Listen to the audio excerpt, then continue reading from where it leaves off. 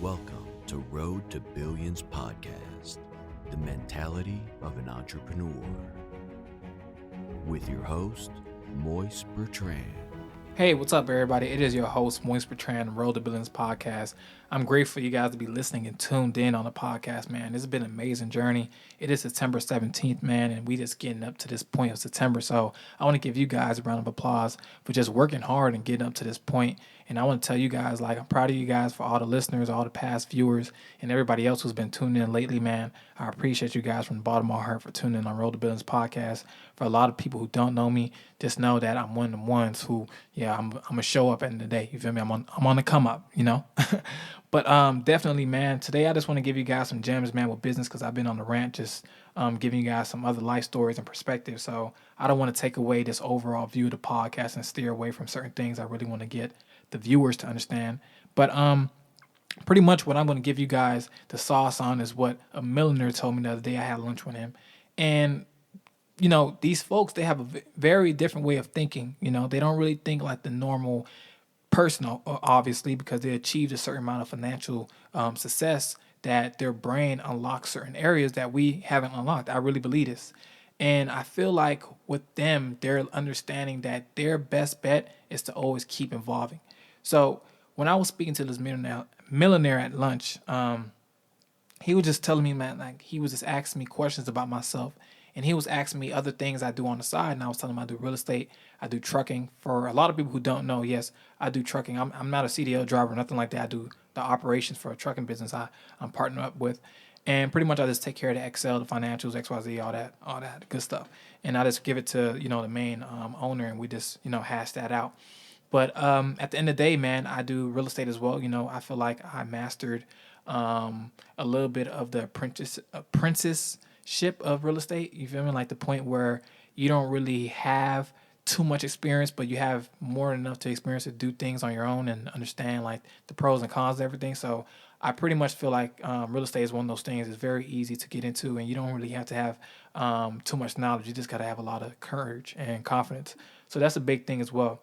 Another thing, you guys, when I was speaking to this guy, he really gave me a lot of perspective on things people don't really take account of. And what I mean by that is we're in a society where people always think 7 streams of income means 7 businesses, and that's not it.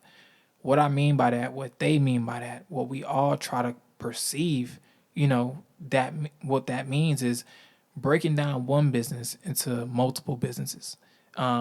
Multiple ways of income coming from that one business. You got to squeeze it. You got to milk that shit. Like you got to take your business and squeeze it every way possible. Like if you own a successful clothing line, people would definitely pay you to figure out how you found out a lot of things about the industry of clothing. People will definitely pay you for connects. People definitely pay you for just ways of just like corresponding with people and just how do you do certain things. And a lot of people may just be focused on the apparel and merch, and you need to find out how could you more do something for your business in ways you haven't done or thought before. So the 7 streams, you guys, let me get to it. So number 1, we have consulting. At number 2, we have courses. At number 3, we have affiliate marketing. At number 4, we have write yourself a book for the others, to sell. At number 5, we have start a YouTube channel. At number 6, we have brand deals, get involved, collaborate with others. And at number 7, we have speaking engagements. So all these 7 streams of income, you could take from one piece of business and squeeze the hell out of it, man, and get so much juice out of it. But you have to know what you do best and how to master it. So what I mean by that is a lot of us have knowledge in areas we really just think people won't pay us for. But if anybody ever wanted something out of you, you should have told yourself, why do people keep asking me about the same thing? I think I should start a business. And even though if it fails, hey, the look of it is you weren't doing it for money. You were testing out the waters to see if it even was something you could do. And you got past the stage of starting it. Hey, it probably didn't do well. It probably did really well, but you learned, man. And that's the beauty in the journey. Like I had a business already. I had multiple businesses. My first business was at 14, 15. I was selling refrigerators, man. And I was always cleaning refrigerators. And this man, he always gave me an opportunity to make more money. So he told me if I could sell the refrigerators as a whole to homes, to houses and stuff, I could always make more money. And I took that opportunity to just be like, okay, cool. Let me put some of my boys on. And every refrigerator I made money on, I had a commission. But what I did was I understand I wanted more units to be sold on refrigerators because a bigger check for me means, hey, I'm going home happier. And this is at 14, bro. Like, I'm here conducting business, like real business. Like, nah, okay, cool. I want 300 for every refrigerator. I'm gonna pay my homeboy 50, and I come back with 250. And I have 5 homeboys. That's a band a week at 14, 15 years old. And my sister was like, where are you getting this money from? And I'm like, I'm working. And my mom told me, like, she was proud of me, but at the same time, she got mad at me. She got mad at me for working for somebody else because she was like, you making him so much money, but at the same time, you forgot about like what you was really trying to do this for. And I'm like, what do you mean? She was like, listen, what are you making this money for? I'm like, I just wanted some clothes and shoes and a bike. She was like, listen, don't be out here like focus on tennis, play tennis, be a kid. Like, don't focus too much on that. And I'm like, man, I always had a business because I always seen my mom be a business oriented woman, and I respected that. I'm always gonna talk about my mom. At the end of the day, I love her. She's one of the people that at the end of the day, like, I see my mom do business, and I was like, man, I want to do this because she do what she wants. She could lead the country, she could come back, she could stay, she could do anything like she wants to. And I'm like, I want that. But my dad, he kind of had the job, the 9 to 5. Like, he works, he comes back home, and he really didn't have a say so at his job. My mom could leave, come back, and it was just fucking ridiculous. Like, she still does that to this day. So it's really cool. But yeah, definitely. So when you're having these 7 streams of income, man, you guys, you gotta take what you already have and squeeze the fuck out of it.